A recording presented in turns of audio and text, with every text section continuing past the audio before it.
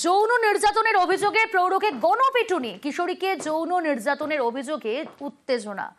গোঘাটে কামারপুকুরে অভিযুক্তকে ধরে মার, দেখাচ্ছে সেই ছবি আপনাদের।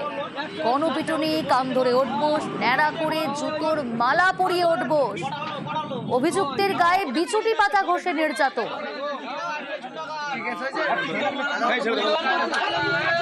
কি ঘটনা ঘটলো আরো বিস্তারিত জানাবে শুভদীপ, রয়েছে আমার সঙ্গে। শুভদীপ, পুলিশ সূত্রে কি জানা যাচ্ছে? গ্রেপ্তার কি করা হয়েছে প্রৌঢ়কে? একেবারেই পুলিশ কিন্তু গতকাল রাতেই ওই অভিযুক্তকে গ্রেপ্তার করেছে এবং ঘটনা ঘটেছে গতকাল বিকেলের পর সন্ধ্যার সময় ওই নাবালিকা রাস্তার ধারে দাঁড়িয়েছিল। সেই সময় ওই অভিযুক্ত প্রৌঢ় তাকে শ্লীলতাহানি করে এবং একজন দেখে ফেলেই সঙ্গে হাতে নাতে মাপের পাশাপাশি জুতোর মালা পরিয়ে অভ্যাস করানো হয়, বিচুতি পাতা ঘষে দেওয়া হয় এবং তার মাথা পর্যন্ত ন্যাড়া করে দেওয়া হয়। এবং তৃণমূলের এক নেতা এবং বিজেপির এক নেতা দুজনে মিলেই কিন্তু তার উপর চড়া হয় বলে অভিযোগ।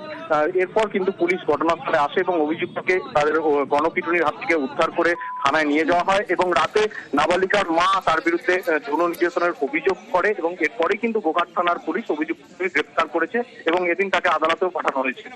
বেশ।